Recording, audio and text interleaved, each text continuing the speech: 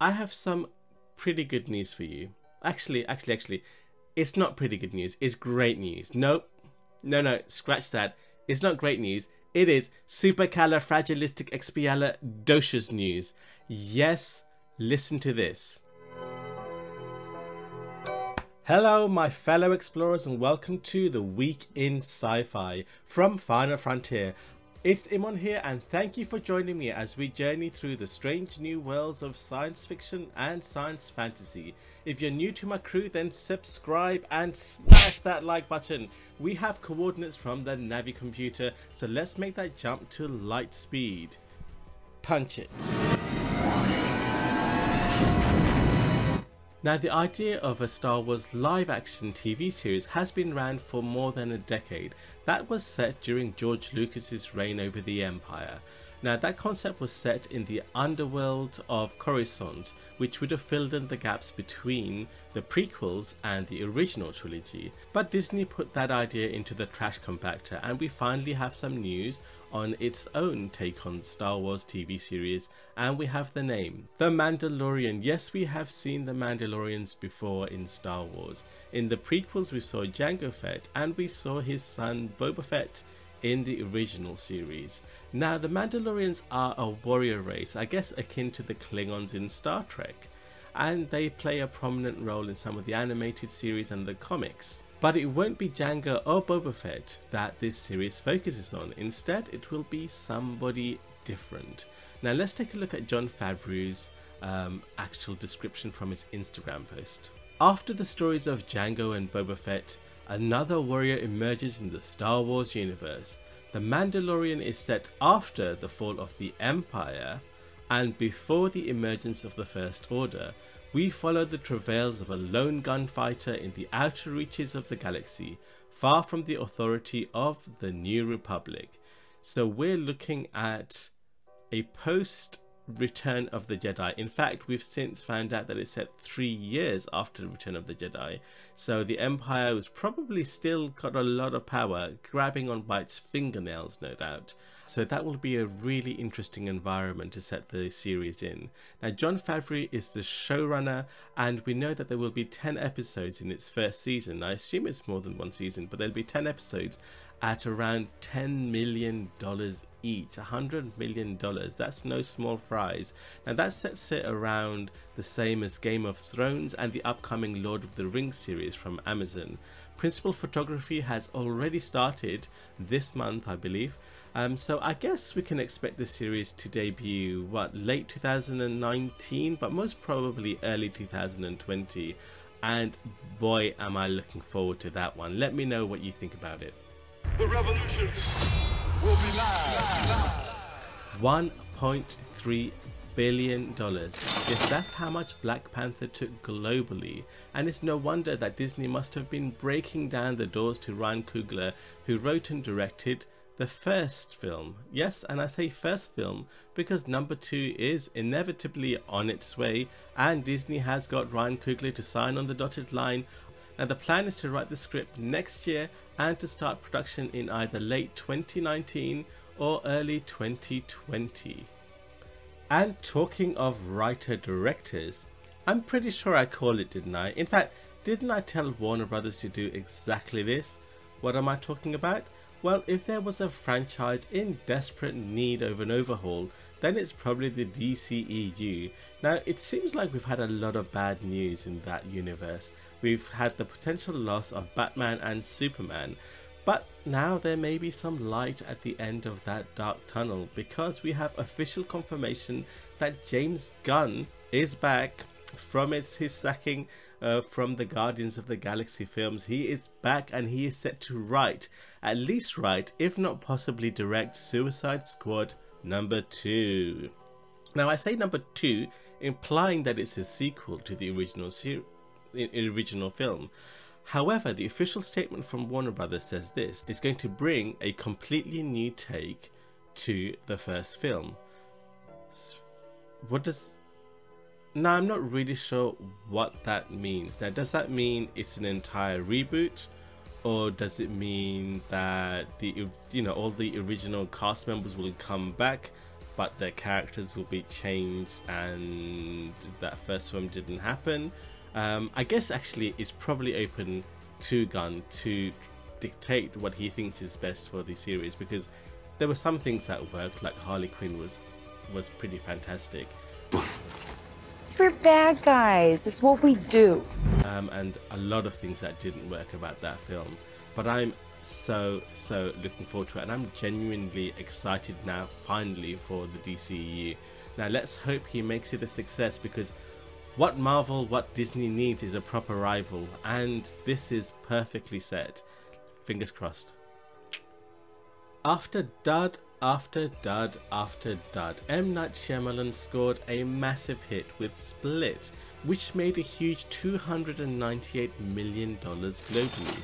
Now why that figure is so big is because the budget for the movie was a relatively low $9 million. Now that's $279 million profit. That's pretty decent. What was the biggest shock about the film was that actually it was a stealth sequel to Unbreakable. Now, to bridge the gap between the two films, there is a third release in what is now a trilogy, Glass. And with that title, it's not unsurprising to know that Samuel L. Jackson's master villain from the original Unbreakable, Mr. Glass, is coming back, and we'll see James McAvoy's The Beast together obviously with Bruce Willis's David Dunn. Now we have another trailer, and I mean, just check it out. It's oh so good. I think I am looking forward to this one massively. Split comes to our screens in January 2019. Ready to break orbit. Now talking of highly anticipated, Nightflyers from Sci-Fi is probably one of the most anticipated sci-fi series. Now why is that? Because it's written by George R.R. Martin of Game of Thrones fame. Now the first episode has already been screened at New York Comic Con. The reviews for All That We Left Behind have been a little bit it shows promise, but obviously it hasn't started off with a bang. But I would fully expect that this series will reward viewers in the long run. Now, I'm not personally sure what I think about a series that mixes things like The Expanse and Event Horizon together. I'm not a huge fan of the horror genre though, but I am definitely going to watch this and give it a shot. Now you can judge for yourselves, because we don't have that long to wait, because the series debuts on the 2nd of December. And talking of December debuts, we have known for a while that Ruby Rose was heading to Gotham as Batwoman, and now we have our first official look at her in costume, ahead of her appearance in the Arrow Flash Supergirl crossover Elseworlds. The fans, I believe, are going to be very happy, because her look very much mirrors her iconic look in the comics. Just check out her gorgeous flowing red hair. Now Rose will make her debut as Kane in Elseworlds in this December's DCCW crossover, ahead of an upcoming series next year. From anticipated debuts we come full circle to cancellations. Now look away, fans of Netflix's Iron Fist, because the second season will officially be its last. Now the series debuted in March 2017, but largely to poor reviews. However, the second season seemingly had turned the corner, so this surprise announcement by Netflix caught us a little bit on the hop. However, for fans of Defenders, you know, we need not worry, because the other three series are going strong. Season 3 of Daredevil is imminent, I think, if not airing this weekend. Season 3 of Jessica Jones has already been ordered, and we expect to hear about Season 3 of Luke Cage being ordered maybe sometime soon. Who doesn't like multiple seasons of shows that you love, right? Now, I have some pretty good news for you. Actually, it's not pretty good news, it's great news. No, scratch that. It's not great news, it is supercalifragilisticexpialidocious news. Yes, listen to this. The Picard Star Trek series isn't a one-off show, it will last multiple seasons. It's an ongoing series. Woo! Yes, so the writer's room has already been going for over a month now, so I bet they have figured out what the master villain will be of the series. Excuse me. Now we have some other news on the series as well, because we know now that it will not overlap with Star Trek Discovery, and that's twofold, right? So number one, the storylines will not merge together, right? So we don't expect some time travel to happen where we see, you know, Michael Burnham in like post Nemesis world, which is I think a huge number of fans are going to absolutely find that news. And the other way it's not going to overlap is that the series will not overlap. Now if you go to back in the days where we had, I think, the latter seasons of Star Trek TNG, we had the early seasons probably of DS9, and we had Star Trek Voyager, and I think there may have been a time that if not two of them overlapped, possibly even three of them, I mean, might be getting my wires crossed, but definitely two, if not three, were overlapping. And that Star Trek overkill pretty much killed the franchise for a while, unless they go into Enterprise, which actually, by the way, I really like. Well, this is latter seasons.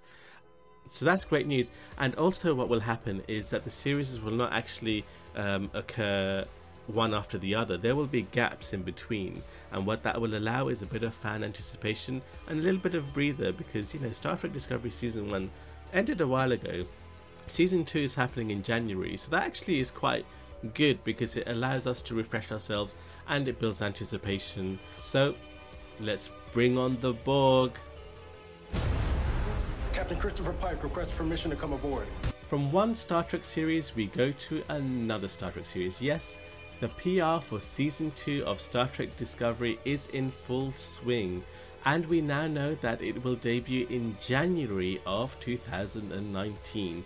So we've just had a new trailer to whet the appetite, and we have so many questions that need to be answered, right? Why does Captain Pike take control of the Discovery? Why did Spock never mention his sister? What will the Klingons do about L'Rell? What is Section 31 up to? Does Dr. Culber come back from the dead, or how does he appear again? What will Tyler's new role be? And will we finally see the beloved return of the warp drive?